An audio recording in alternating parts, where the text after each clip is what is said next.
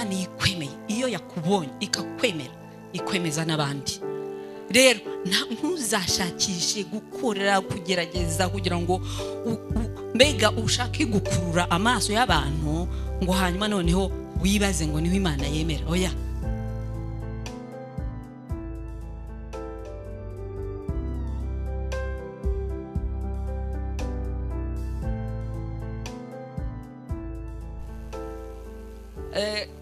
Murazi buriya umuntu nubwo avuka mu bavandimwe 20 habaho igihe aba wenyine, kubera ko aza mu isi Imana itegeka igambira kumwohereza, ntiyigeze igira bimuherekereshanya, yaje wenyine. N'abamushyize ku isi ntibigeze bafata icyemezo ngo n'uyu nguyu dushaka. Hari igihe rero umuntu abaho wenyine, kandi muri uko kubaho wenyine ashobora kuba populaire, sibyo? Ashobora kuba ari umwe ariko akiyempoza mu muryango, kubera ko yavutse ari ikinege, akaba populaire kuri mama we, akaba populaire kuri papa we, akaba populaire kuri ba nyirasenge, ba nyina wabo. Urumva? Nanone bikaba bibi kuba populaire, bikaba bibi kuko ugera igihe utakigenga. Igihe kiragera ntube ukigenga, ntube ugikora icyo ushaka, ntube ukiba wenyine. Waba bakubuze muri sare mu ishuri bakavuga bati ko yasibye, waba wakererewe ku kazi bakavuga ko ataraza. Ni ukuvuga ngo iyo hageze umuriro uraka, urusaku, cyangwa se nyine uhesha abandi ubushyuhe. Ariko waba uri wenyine wowe ugakonja kandi washyushyaga abandi. Biba byiza, ariko nanone bikaba bibi kuko usanga ubayeho bikurikiranyije uko abantu bagushaka, noneho bigatuma ugenda no mu nzira zibashimisha, zibanezereza. Ariko nyamara Yesu yaravuze ngo ntabwo ari byo. Reka badusomere Luka 13 uhere ku murongo wa 20 ni 20 gusa udusomere. Nushaka usome uwa 22 n'uwa 20 kugeza ku wa 24. Turashaka cyane umurongo wa 23 n'uwa 24. Ajya mu midugudu n'ibirorero yigisha, ari mu nzira agiye Yerusalemu. Umuntu aramubaza ati, databuja, mbese abakizwa ni bake? Nawe aramusubiza ati, mugire umwete wo kunyura mu irembo rifunganye. Ndababwira yuko benshi bazashaka kurinyuramo ntibabibashe. Amen. Yesu yaramaze gukora ibitangaza, yaramaze gukiza umugore ku munsi w'isabato, yaramaze kwigisha abigishwa be ibintu byinshi bitangaza byari bimaze gukoreka. Abantu abigishwa be baramukurikiraga bareba ibintu akora n'ubwinshi bw'abantu, ariko icyo gihe agasanga abayuda akurikije ibitangaza biriho bikoreka, akurikije ubwenge bw'Imana buri muri Yesu, uburyo ariho yigisha, yerekana, atanga ubwami bw'Imana mu buryo bweruye batashoboraga kubibona guhera no kuri Mose. Rero umugabo umwe aramukurikira, arareba, yitegereza, yibaza ibintu ibitangaza biri bikoreka, abantu bazuka, abahumura impumyi, abakiriza abana. Yareba umubare w'abakurikira Yesu akabona ni muto, kandi yamaze kuvuga ko abantu bakwiye kwinjira mu bwami bwo mu ijuru. Kujya mu bwami bwo mu ijuru baciye mu rugi rufunganye. Hanyuma amubwira aya magambo, yamubajije ikibazo kuri murongo wa 23 ngo, ese mwami, wigereje abariho bakukumva witegereje abariho bumva amagambo yawe bakayamira bakaryoherwa no kugukurikira, ngo ubona atari bakeya. Niko yamubajije, Seigneur, n'y a-t-il que peu de gens qui soient sauvés? Ubundi mu by'ukuri muri logique ya kimuntu, bamaze kubona ibintu akora, abayuda bose, Isirayeli yose yari ikwiriye kumukurikira. Ahubwo aho kugira ngo bamukurikire, ahubwo bamukurikiza imijuguju, bamukurikiza imivumo, bashaka ko aceceka. Ngo ese urabona abariho bagukurikira, bariho bakurikira iri jambo, abariho bumva ijambo ryawe, abariho baryakira, abariho baryizera, urabona atari bake ukurikije abakuri inyuma. Uyu munsi niko benshi tubaza Yesu, ese mwami, imiryango yacu ko ari myinshi, abo dukorana ko ari benshi, abizi ko ari benshi, abasobanukiwe, amakariti yacu ko ari manini, abanyarwanda ko ari benshi, abanyafrika ko ari benshi, ese mana abagukurikira bangana iki? Muri icyo kibazo ushobora gushyiramo ukasuza tanda utubazo twinshi, ukavuga ngo none se ubwo urumva wowe warimbura bariya abantu batagukurikiye? Urumva se umusaraba ushaka kuzajyaho wagiyeho uzawugiraho ubusa, uzawugiraho abantu bake ukurikije abo ubona bagukurikira, ukurikije iteraniro uko tungana? Ubundi abantu bakaje kumva ijambo ry'Imana bakangana gutya ku cyumweru? Niko uko uyu mugabo yibajije, niko natwe twibaza uyu munsi. Niko wibaza utekereje umuvandimwe wawe utarizera, utekereje riske ubona arimo, hanyuma uhita uvuga ngo ya mana ntabwo Yesu wabyemera, ntabwo byashoboka. Ariko Yesu yaramusubije, amusubiza igisubizo kimeze nkaho ari icyifuzo kuri Yesu. Ahangaha muri Luka ngo efforcez-vous d'entrer par la porte étroite. Uwo mugabo ntabwo yarazi ngo ni he bakwiriye kunyura kugira ngo bakurikire Yesu cyangwa benjire mu bwami. Hanyuma Yesu aramusobanurira ngo nakugi gato, kandi gerageza ukinjiremo, gerageza ukinjiremo. Ngo kuko ngo ndakubwiza ukuri, ngo benshi bazashaka, hari umunsi uzagera, hari igihe kizagera abantu bazifuza kwinjira muri urwo rugi ruto bikabananira. Rero nimutekereze ngo tugerageze kwinjira muri ako kugi gato. No kuvuga ngo hari ibintu byanga bikunda Yesu azi neza ko duhetse, azi ko tugendana, azi ko biremereye cyane ku buryo bitadukundira kwinjira muri kariya karyango. Rero no kuvuga ngo uwo muryango byanga bikunda, niba Yesu avuze ngo ni ukwiyeforusa, no kuvuga ngo ni bya bindi wari uhetse, bya bitekerezo byawe, bya bindi byashyari wari ufite, bya bindi ujya kwinjira ukageza igihe uvuga basi reka iki ngiki mbe ngisize.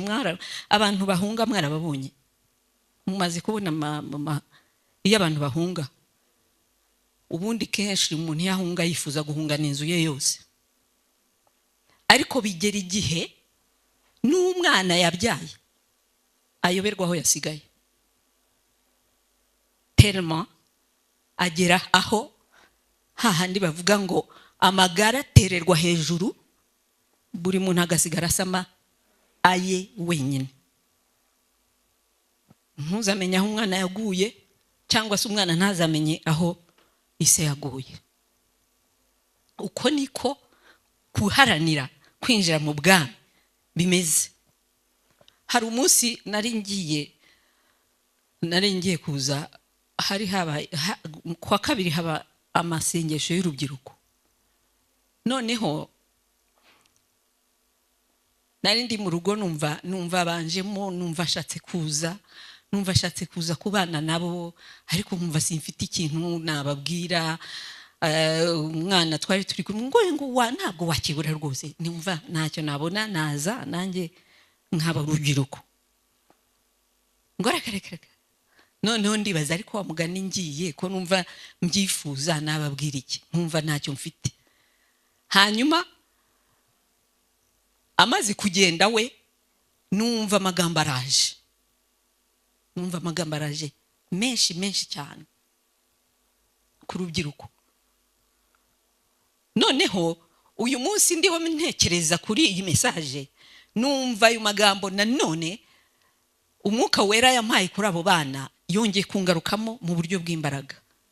Ese iyo dushaka Imana tuyishakira mu bantu bangana iki? Imana ibonekera mu mubare ungana gute?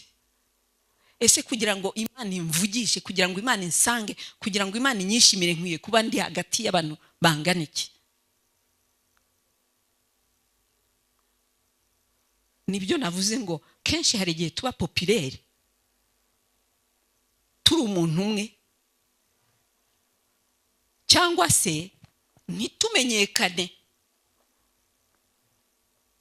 hagati n'abitwaga ko bakatumenya, kuko tuba turi muri benshi cyane ariko turi twenyine igihe kimwe cyangwa se ibihe byinshi. Hanyuma Yesu ahangaha niho yahise anyumvisha uburyo kwinjira muri urwo rugi rwegeranye rufunganye cyane ntabwo abantu binjiranamo, buri muntu yinjira wenyine. Niyo ugiye kurya ushonje ntabwo uyora ibyo kurya ngo utamike uwo mwicaranye. Birabaho. Ushonje urabanza ugatamira, niba umukunda, niba umububabaye ukamuha bwa kabiri.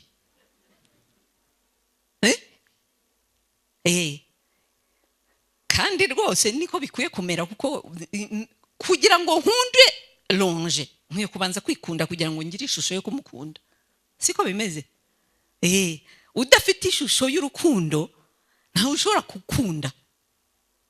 Rero iyo wikunze uhita umenya niba nkunda iki, nkaba nifuza ko umuntu akinkorera, ni ngombwa ngo nanjye urwo rukundo nikunda ruzampa ishusho y'uburyo nshobora gukunda uwundi muntu. Rero n'urwo rugi ntabwo dushobora, nubwo wakwifuza ko umuryango wawe wose winjira muri urwo rugi, ariko ntimuzinjirira rimwe na so, ntuzinjirira rimwe n'umugore wawe, ntuzinjirira rimwe n'umwana wawe, ntibishoboka. Banza winjire rero. Kandi nujya kwinjira, nushaka kwinjira, niba warinjiye, wibaze, ubyibuke neza, ubitekereze. Decision yavuye kuri wowe wenyine. Niba waranavuye hariya mu ntebe bavuze bati abashaka kwakira Yesu muze hano, ntabwo mwafatanye ngo muhaguruke. Nubwo yaba ari inshuti yawe, nubwo yaba ari umugore, wumva uhagurutse abantu bajya batanga ubuhamya ati numvise imbaraga zimagurukije nisanga imbere. Ntabwo mwafatanye rero. Amen. Niyo mpamvu urugi rufunganye ntabwo ruri populaire, ntabwo rwinjiramo abantu benshi, ntabwo ari urw'abantu benshi. Ndagira ngo mbwire abantu bafite inyota yo gushaka Imana, ntuzaze mu nzu y'Imana kuko wabonye yuko abantu benshi bahari. Izo mpagarara turazigira, ngo yo ngo nasanze ari bakeya, ngo nanjye ngo mbanigiriye mu zindi gahunda. Wari ufite gahunda yo kuza gushaka Imana, kubera ko abandi bashaka Imana batabonetse, nawe uhise uva muri gahunda yakuvanye mu rugo. Uyu munsi twateranye turi bakeya, ubwo kuwa gatatu, uyu munsi turi wa gatanu, kuwa gatatu utaha ukibaza ngubu niba dore n'ikirere cyahindutse hameze nabi, ndumva hari nubwo nasanga ari bake, nta n'umwe ari n'umunsi wo guhimbaza kubera ko nkunda guhimbaza. ukaba kondisiyone kuba muri ubwo bwami, kwinjira muri ubwo bwami, kwinjira muri urwo rugi, ugategereza abandi utazi igihe bazazira, utazi igihe bazafatira icyemezo. Muzi ko dushobora kuba twicaye hanga ariko abafashe icyemezo bashobora kuba ari nk'icya 10 cyabuzuye hangaha.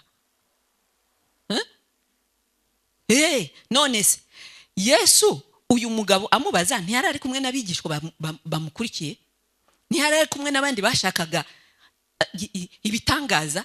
Bari benshi. Ariko Yesu yarabarebye arababwira ngo mva, mutakoze ibishoboka byose ngo ubyigane abari we winjira muri uyu muryango, ngo hari igihe uzagera igihe ubyifuze ubibure. Ni ukuvuga ngo rero n'Imana igiye guhamagara, n'Imana iriho ireba isi, iyikontorora, iyizenguruka, ikareba muri Afrika, ikagera mu Rwanda, ikazenguruka ikagera Kigali, hanyuma ikaza Iremera, ikinjira muri iki kigo cya Beteli. Ndakubwije ukuri, ntabwo ikubona uri kumwe nabo mwicaranye, ntabwo ikubonana n'urubyaro rwawe mwicaranye, ikubona wowe wenyine. Ntikubonana n'abavandimwe bawe, ikubona wowe wenyine. Ni wowe ishaka kwanza, injira kugira ngo ureke n'abandi binjire. Ntabwo ikubwira ngo subire inyuma kugira ngo abandi binjire. Injira, efforce-toi d'entrer. Nurangiza kugira umwete wo kwinjira, n'abandi barinjira. Amen. Hari igihe none tuzaba twavuze ngo none ubu ngubu ndatekanye, ibintu byagiye mu buryo, none mushobora gukizwa. Ngo usanga urugi rwifunze. Ubwato bwa Nowa ntabwo ari Nowa, niwe wabubajije abaza byose n'urugi, ariko si we wakinze. N'uyu munsi inzu y'Imana yarabajijwe, yarubatswe, hashyirwaho fondasiyo yo gucungura kwa Kristo Yesu. Hanyuma inkuta zirubakwa z'intumwa n'abahanuzi. Uyu munsi niba inzu yaruzuye, niba natwe hari ikintu turo dushyiraho, ibati, umusumari, sinzi ibyo ari byo, ariko ndababwije ukuri ntabwo ari twe tuzakinga. Nitwe tuzakinga? Dufite ubwo bubasha? Ni iyihe ntumwa yakinga? Nta numwe. Niyo mpamvu rero nyir'ubwite unavuga nawe ko atari we, na Yesu ntabwo azi umunsi. Ni ukuvuga ngo nawe ntabwo ari uzakinga. Niba rero atubwira we, ni ukubera yuko azuzakinga. Ariho araduhatira ngo twiruke, tugire umwete, tugire vuba, kugira ngo hatazagira umunsi tuzicuza. S'il te plaît, reba ibintu bishobora kuba byatumutinjira. Kandi ndababwije ukuri, ntabwo ari imirimo myiza yo gukiranuka. Iyo ngiyo tuzayihemberwa, tuzayambikirwa amakamba, ariko ntabwo ari yituma twinjira muri wa muryango ufungana. Muri Matayo arongera Yesu akavuga noneho agira usanga bitakiri icyifuzo, avuga ngo efforce-toi mon fils, gerageza mwana wanjye, gerageza winjire. Ahangaha muri Matayo 7:13 aravuga ngo komanodo ngo entrez par la porte étroite. Irembo rifunganye. Irembo rifunganye, injira. Ni Matayo 7:13. Injira. Ngo kuko ngo umuryango ni muto, ngo hari ahandi hari umuryango munini cyane, ngo ufite n'inzira nini cyane, hagendamo benshi cyane. Babandi bambona ndi populaire, iyo mbarimo nanjye nezerwa, nabo bakanezerwa. Iyo ntahari batishima, iyo naka inshuti yanjye idahari ntabwo ngubwa neza, ntabwo nsenga neza. Iyo uriya mwene daturirimba neza numva, iyo atari we waririmbye mba numva ndi bored. Iyo atari apotre wigishije mba numva nta kintu ntahanye. Ndashaka byinshi, ndashaka binini, ndashaka ibyubahiro, ndashaka mbega ibintu bishashagirana. Nibyo biri bitume ngubwa neza mu Mana. Ngo uwo muhanda urahari, wemerewemo byose, ibitekerezo, ibyaha, kwifatanya n'abatubaha Imana, aho uwo muhanda urahari, wemerewe byose. Ariko Pawulo aravuga ngo nubwo nemerewe byose, siko byose bingirira umumaro, ngo niyo mpamvu ibyo byose bitangira umumaro ngewe mbitera umugongo. Amen. Ngo kuko uwo muhanda munini, nubwo ari munini, ugenda utwaye bagaje zawe zose, ibyaho byose, inshuti zawe zose, popularite yawe, icyubahiro cyawe, byose. Ariko isi, iherezo ry'uwo muhanda n'irimbukiro. Ubwo rero hazagera igihe umuntu yagenza urugendo, agende yumva aguwe neza, yisanzuye, kwa kundi usanga tuvuga ngo ariko hariya nabyo birakabije, ngo hariya naho barakabije, barakabya, none se gukizwa ni kuriya. Ese umuntu ntabwo yajya afata gatoya gakeya? Ntabwo, erega turi abanyamubiri. Imana irabizi ko turi abanyantege nke, ntabwo izampora yuko nateshutse. Niba Yesu yaragiye ku musaraba yari umukiranutsi, nta cyaha yigeze akora, akababazwa bigeze hariya, mwibaza ko yabikoze kugira ngo twebwe tubikore hanyuma avuga ati narabibambiwe? Umva, yashatse kugira ngo ababazwe mu mubiri, twumve, asogongere ikintu cyose cyatubabaza mu mubiri. Ibyaha byose byamuciye imbere, byose byamuciye imbere, nta na kimwe kitamuciye imbere. Akarengane kose kamuciye imbere, kugira ngo hatazagira umuntu witwaza ngo Mana nari mfite umubiri. Rega rero dusuzume turebe ibintu twinjiranye muri uwo muryango. Kwanza tunamenye, ese uwo muryango namaze kwinjiramo cyangwa nkuhagaze imbere? Ndiho ndibaza ibyo mwinjiranamo, ndajya kwinjira ngasanga uwo muryango hari itegeko rivuga ngo umva, ubusambanyi ntabwo bwinjira muri uyu muryango, ntabwo amazimwe yinjira muri uyu muryango, ntabwo ishyari ryinjira muri uyu muryango. Terima kiba ari kinini, ari igifuka, kandi biba bihekanye ari byinshi. Turibeshya rero. Niyo mpamvu nta muntu n'umwe wabayeho guhera kuri Mose Imana yahamagaye ikamubwira ngo fata iyo nkoni ugende uyitunga inyanja. Iyo nkoni niyo nzakubitisha imana za Egiputa na Farao, na autorite ya Farao. Ariko nawe yageragaho agacika intege, akarakara, agashidikanya. Abahanuzi bakomeye bagahanura ibyo bumvanye Imana nyirisi n'ijuru yaberetse ibimenyetso bikomeye cyane, ariko bagatinya, bagera imbere y'umuntu bagatinya, bakaba impressionné, bagatinya igitinyiro cy'abantu, bagatinya amakamba y'abantu, bagatinya imbaraga z'ubwinshi bw'abantu, bagatinya popularité. Ndashaka dusenge kugira ngo Imana iduhe amaso yo kubona, tubone uko ibona, niho tuzabona uwo muryango neza nibita winjiramo. Samweli Imana yaramuhamagaye, imuhamagara ari gatoya. Amakuru ye benshi murayazi ko yasengewe kugira ngo avuke, hanyuma nyina aramutanga ajya kuba umutambyi, gutegurwa kuba umutambyi w'isumba byose. Yabaye n'umucamanza wa Isirayeli, aba n'umuhanuzi wa Isirayeli. Ariko yaribeshye nawe. Imana yaramuhamagaye ngo Samweli, databuja. Aragenda yitaba Eli. Eli niwe wari reference ye, niwe yabonaga imbere ye, kandi Eli koko yubahaga Imana. Ariko Eli nawe yari yifitiye ibyo bibazo, yatinyaga abahungu be, yatinyaga kubabwiza ukuri, yatinyaga kubafatira autorite. None se ubwiye yari reference ya Samweli koko? Uko Imana imuhamagaye akajya kwitaba Eli. ntabwo Imana yabimuhoye kuko yari izi ko nta myaka afite yuzuye yo kugira ngo abe yasobanura ijwi ry'Imana n'ijwi ry'umuntu. Nta experience yari afite kubera ko yari ataratangira no guseriva, yari ataratangira kujya ku gicaniro. Natwe niko benshi twatangiye, niko benshi tugenda twumva.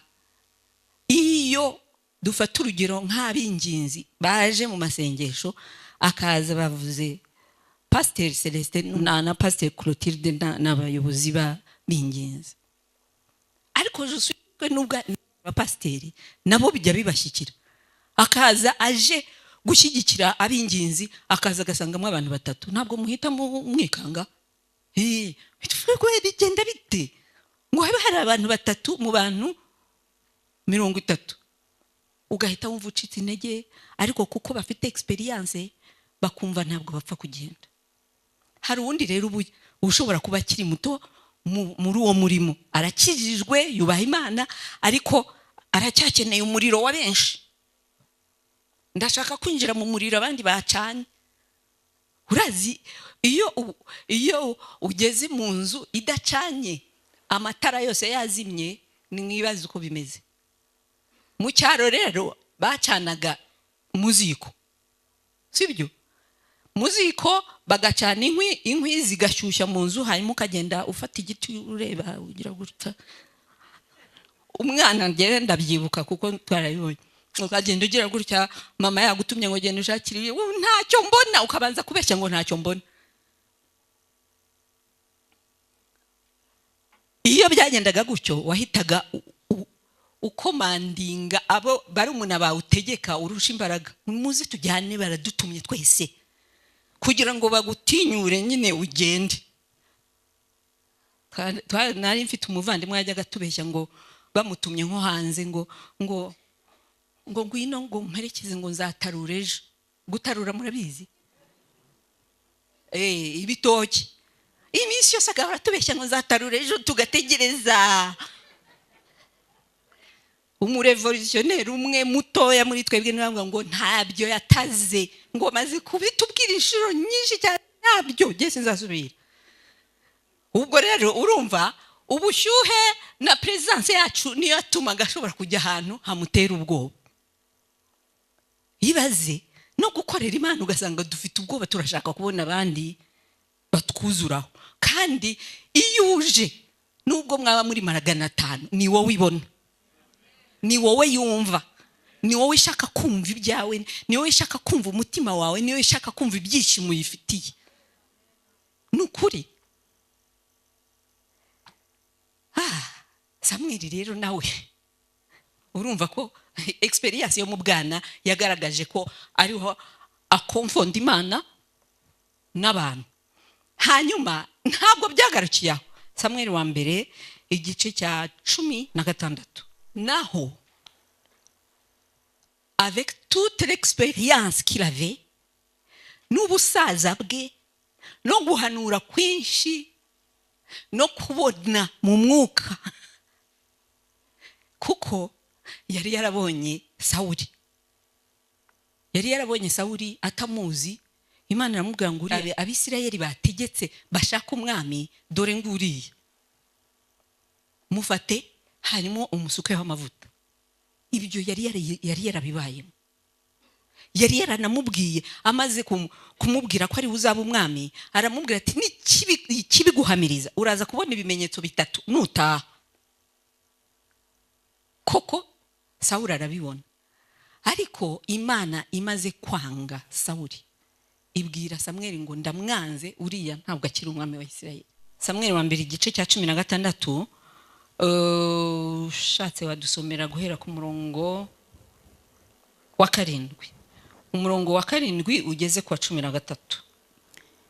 Ariko Uwiteka abwira Samweli ati, nturebe mu maso he cyangwa ikirere cye ko ari kirekire na mugaye, kuko Uwiteka atareba nk'uko abantu bareba. Abantu bareba ubwiza bugaragara, ariko Uwiteka we areba mu mutima. Burekeye aho ngaho gatoya kuri uyu murongo wenyine. Umva ngo Uwiteka biteye ubwoba ngo Samweli yabonye umuhungu wa Isayi wa mbere w'imfura ngo yari mwiza koko, yari igisore. Hano dufite ibisore byiza, dufite abahungu b'ibikaka. Iyo umukobwa mubonye aravuga ati ariko buriya yandebye. Ntabwo ashobora kureba agahungu kagufi yasumba, ntashobora kureba agahungu kananutse, areba nyine cya kindi kizajya kimugenda iruhande akavuga ati mwambonye mwabakobwa mwe ntitukireshya, kuko ari kumwe n'igikaka cy'umusore. Yamugeza hari ugeze sinibuka umuntu wigeze kutubwira inkuru y'umukobwa wanze umuhungu wamukundaga kubera ko yari aciriritse, nta mafaranga afite, nta kintu, hanyuma akabona igihungu cyiza giteye imbabazi, gifite mu umuryango mwiza w'amafaranga, hanyuma ahitamo uwo nguwo. Bagiye umva ngo yamukubitaga ijoro n'amanywa, ntiyamugaburiraga, nta kintu yari afite, ahubwo yari mayibobo. Wa wundi yanze wiciririkiye ngo aragenda arambuka ajya ahandi hantu, ngo aragenda atangira gucuruza twa tuntu two hasi two ku muhanda. Curuza arangije aba umugrossiste, arangije aba exportateur. Noneho wa mukobwa, wa mugore nyine urumva, aza kwambuka ajya asigaye aheka umwana mu mugongo, akajya gucuruza utuntu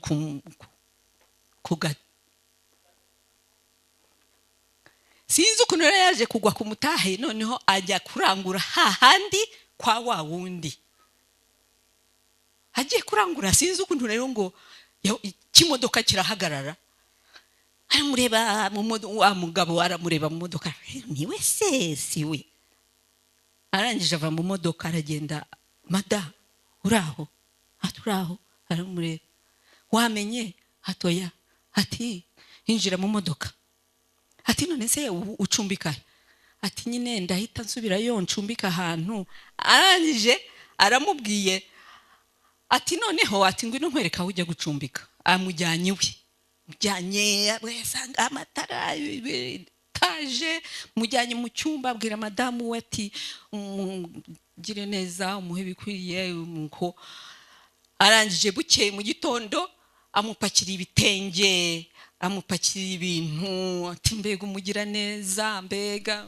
Arangije ati none se ko ntakumenye iyi neza yose wangiriye koko? Aramubwira ati ntabwo ndeba ngo ushushanye. Ati nukuri ntabwo mbona. Urumva nyine cyarabyibushye kirasa neza. Arangije aramubwira ati nitwa naka wahangaha, ati twaraturanya. Nyine umugore yarunamye aragenda n'umwana we bagwa hasi. Aravuga ati mada nukuri naragukundaga, ariko aragenda. Ubwo ageze iwabo, impamvu nanze kuhavuga nuko nzi ko hari benshi bahamenye. Arangije ajya mu rusengero, yarakijijwe, ajya mu rusengero, ajya gutanga ubuhamya aririra. Ati mw'abakobwa mwe, nimureke kureba ku mashusho, nimureke kureba ku bihagararo. Ati aya marira ndiho ndira. Ati uyu mwana ubu ngubu bari mu magorofa hariya.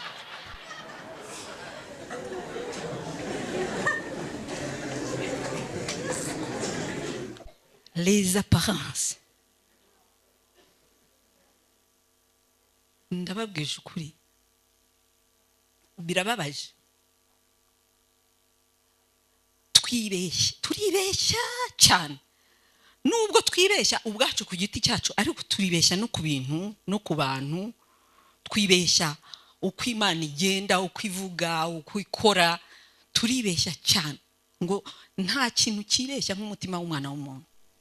Samweli rero nawe, malgré l'expérience, nubwo yaramaze kuba umuhanuzi, amaze kuba gusiga abami, amaze gusiga abatambyi, kuko yari umutambyi mukuru, yari afite abandi batambyi bamuzengurutse ayobora. Yayoboraga Isirayeli yose, ariko ageze imbere y'umuhungu wa Isayi w'imfura amwibeshyaho. Imana iramubwira ku murongo wa 7 ngo jyewe sindeba nk'abantu, ndeba umutima. Wowe ureba amaso, ukareba inzobe, ubukaka, ukareba ubusore, ukavuga ngo uriya niwe yategeka Isirayeli koko. Ibyo si byo ndeba. Turebera kugihagarara ku myambarire, noneho aho hadukiye media. Umuntu ajya kuri WhatsApp, profile ye ayihindura uko yahinduye imyenda. Niba yagize coiffure nk'iyanjye, ubu ngubu ndahita nhindura nshireho kugira ngo bamenye, kugira ngo ntibanyitiranye, kugira ngo banyubahe, kugira ngo mbabere umustar. Mukarayikinga sha oh very smart man. Mujya mubinyandikira nkabibona rega. Nanjye gahita nongeza. Mpora ngwa nkibuye mbyumva. Mujye munyorohera. Tenue, publicité. Buriya ishyari rijya rituma tugira publicité y'agatangaza. Kubera iki se abayobozi bacu se kubera iki bo batagira hari umuvandimwe wanjye twigeze kwambara ibitambaro mu mutwe, kikaniga, kikambuza umwuka, kikandwaza, kikangusha. Rimwe nza kubwira Imana, niba igitambaro aricyo kizambuza kujya mu ijuru, narihana ibyaha, ni wowe uzambazwa. Noneho numva ari nk'Imana imbwiye ngo none sinzakubazwa gute? None se kuki utafata igitambaro kukinyinjize mu mutwe, ukinyinjize mu mutima ngikundi nk'abandi bagore? Imana nuvuga ngo ngwino turwane, izaza yiruka. Nuvuga ngo ngwino tuburane, izaza yemye. Irakunesha ariko ikaguha igisubizo. Mana, icyo gihe nari narabaye umunyabyaha, nkumva ndiho ndarengana, ubundi nkihana, mbabarira n'ukuri iki gitambaro ndumva kizambuza ijuru, ndacyanga n'umutima wanjye wose. Hanyuma ubwo najyaga mu rusengero, rimwe nakizingiye ahantu, nagera imbere y'umuryango nkashyiramo. Hakabaho igihe tujya ahantu gusengera ahantu tugasanga udutambaro batumanitse ku gati. Umugore wese uhaciye fata agatambaro. Barashyize umukecuru wa wundi nyine ushaje cyane, bakamushyira ku muryango, yabona umunyuzeho agakobwa ngo akakwereka igiti. None ukibaza kwitahira, nutaha baravuga kuri umupagani. Nugifata nyine ukajya ukacyambara, umwuka ukagushirana, kugira ngo bamenye ko nkijijwe. Uwo munsi icyo cyumweru nkakimana numva nkijijwe, nyine naracyambaraga. Ngo nubona ko kakubereye tenue, kugira ngo unezereze amaso y'abantu, kugira ngo ibaze Imana ukayireduiza kuza ikajya mu ikanzu, ikajya mu gitambaro.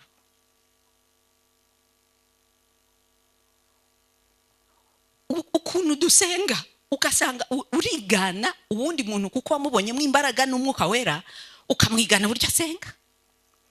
Uburero rugamba donc ukajya uzamura, uko azamura amanura, nawe ugasanga niko usigaye usenga. Reka nimube mwebwe ni Imana izabemera, kuko nuba kopi photocopy se bajya bayemera. Diplome yawe urayifata ukagenda ukayifotokopiya, warangiza ukaza ukayibika, sibyo? Noneho za fotokopi akaba ari zujyana kwa noteri, kandi zigira igihe ziba perime. None se kuriho ushaka kugenda nka ntuzuriya, kuriho ushaka gusenga nka ntuzuriya, kuriho ushaka kumva ko ukwiriye kwifata nkuriya, cyangwa se kuko adahari nanjye simpaba, nukuvuga ngo copy original yasigaye mu rugo cyangwa yiriwe ku kazi, ntabwo yabuze umwanya wo kuza gusenga. None ubaye fotokopiye rero. Fotokopi igira igihe gata agaciro. Mureke vraiment. Ubwa mbere abantu ntibatwibeshyeho abo turibo. Icya kabiri natwe ntitwibeshye kubyo twibaza ngo nibyo byemewe nijoro. Amen. Evidemment narakikunkumbuye kandi Paulo niwe wabimbwiye. Nuko rero Samweli nawe yibeshya kuri uwo musore mwiza cyane, na murumuna we umukurikiye nundi bose. Yo Samweli Imana iramubwira ariko koko aho nakwigishirije, aho nakuyoboreye ngo ujye ureba nkanjye, reba mu mutima Samweli. Aho niho hari ubutegetsi, aho niho hari la personnalité y'umuntu ushaka. Ntabwo ari igihagararo, ntabwo ari ubwenge, si kuvuga neza, si ukwambara cyane, si ukugendera. Hariho umuntu iyo atari ahantu, kandi vraiment ni don, ni impano nziza cyane. Iyo atari ahantu abantu ntabwo bishima. Iyo hageze uzihita ubona abantu bose babayegeye, ukabona harakeye, ariko ntabwo akwiye kuba Imana y'abo bantu. Ntabwo abantu bakwiye gusenga kuko nakahari. Ntabwo abantu bakwiye gushaka Imana kuko naka niwe utufasha. Eri rero atandukanye n'Imana. Vision eri itandukanye n'Imana. Nukuvuga iki? Kuko Yakobo aravuga ngo Eliya umuhanuzi ngo yari umuntu nkatwe. Nukuvuga ngo nubwo yakoreshwaga iby'ubutwari n'Imana, ariko hari igihe yabaga faible. Hari igihe yagiraga ubwoba, yagize ubwoba imbere y'umugore.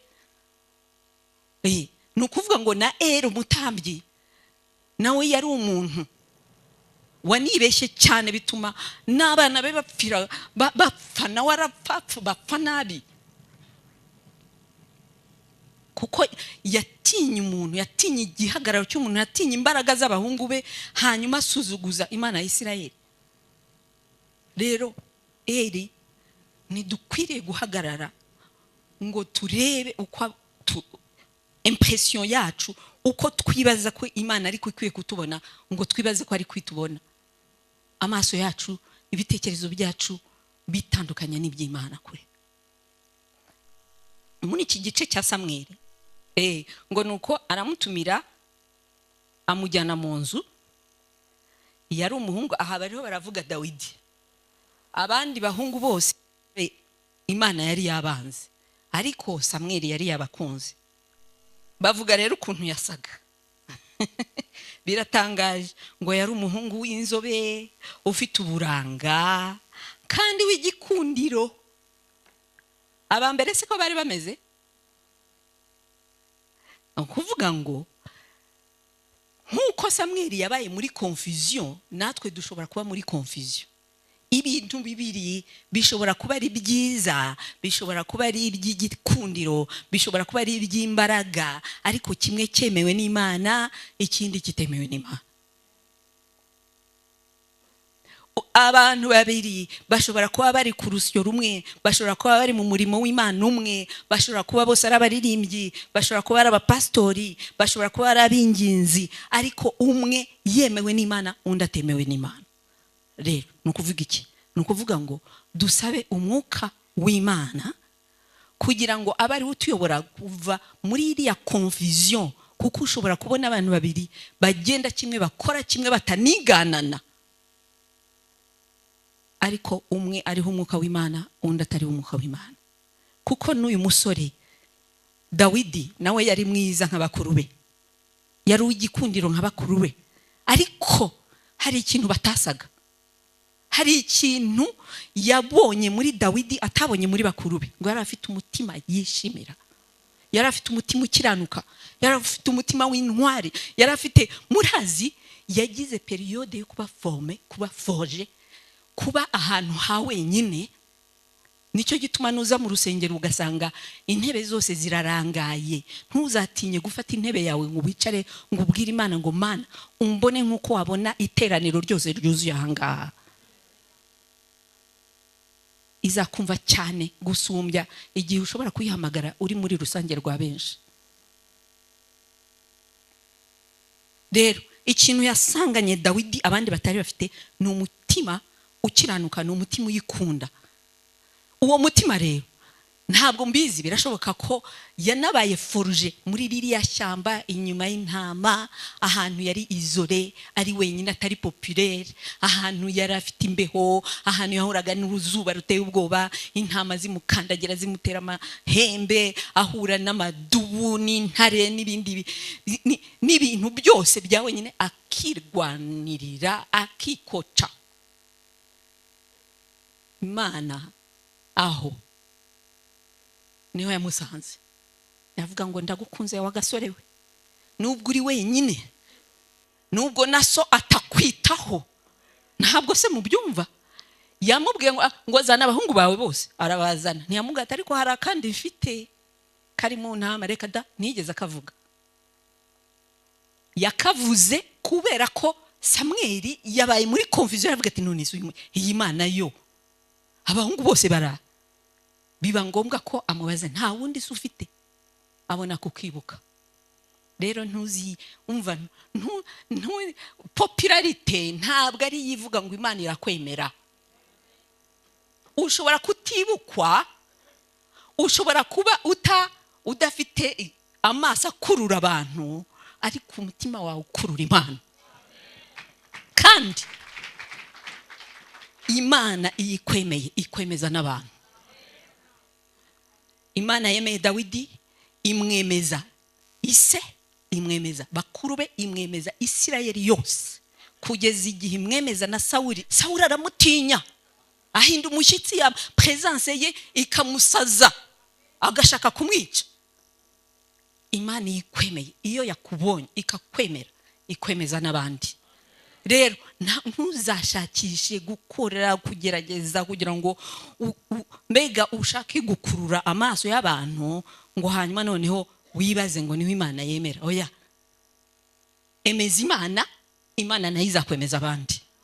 Amen, haleluya. Ndarangije. Emeza Imana, yemeze, yishake.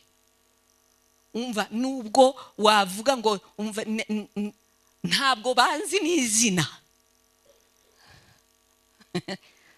ewe hari igihe Imana yemera ko tunyura mu bihe nk'ibyo ngibyo kugira ngo iduforujemo karagiteri ikunda, iduforujemo identity ikunda.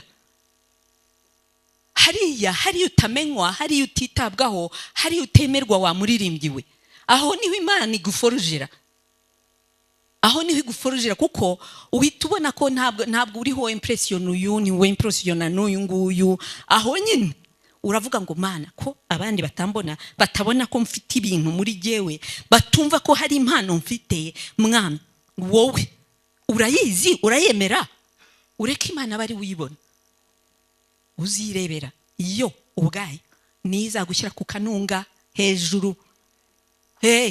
Iriya ndogobe se, iriya ndogobe yahetse Yesu, nta mateka yari ifite, kari akadogobe kari aho nyine cyane cy'indogobe kiri, ariko cyanditswe muri Bibiliya, cyanditswe mu mateka. Umuntu uherutse kunyandikira agatekerezo arambwira ngo ibyana by'indogobe bigira byaratemberanye, ngo noneho ngo kimwe ngo kiza kubwira ngo kigenzi cyacyo ngo ariko ngo sha ngo urabizi ngo hano ngo ejo ngo narahanyuze, ngo abana ari benshi cyane, bari benshi cyane, ngo bansasira imyenda, bansasira amashami, ngo ngenda nemye, ngo bandeba bose, ngo none uyu munsi dore ntabwo bariho bandeba. Ngo noneho kigenzi cyacyo kirakibwira ngo none se bakureberaga iki? Ngo nari mpetse Yesu. Ngo none se uburamuhetse? Yari yabaye moyen de transport. None uyu munsi Yesu yari yageze yajya, ntabwo akimufite. Ese ubwo ntabwo twarabaye moyen de transport uyu munsi tukaba tutakimuhetse? Rero nubona umuntu atakurebye cyangwa ngo ubone agusekeye, ujye uvuga uti ariko Yesu uracyahari, kuko Yesu ni ukurura amaso y'abantu. Amen. Umenye ngo niba umuhetse, ndakubwirije ukuri, nta rugi rutazakinguka, nta muntu utazagusekera, nta kintu kitazagukundira. Haleluya. Ndarangije. ndagira ngo uhaguruke iminota 2 ubwire Yesu ngo umva noneho niyangaje kwinjira mu rugi jyenyine rwa rugi rutoya. Hanyuma icya kabiri ndashaka kumenya ko nkiguhetse. Amen. Ibyo ubisabe cyangwa se uvuge ngo mwami ndagushimira ko nguhetse.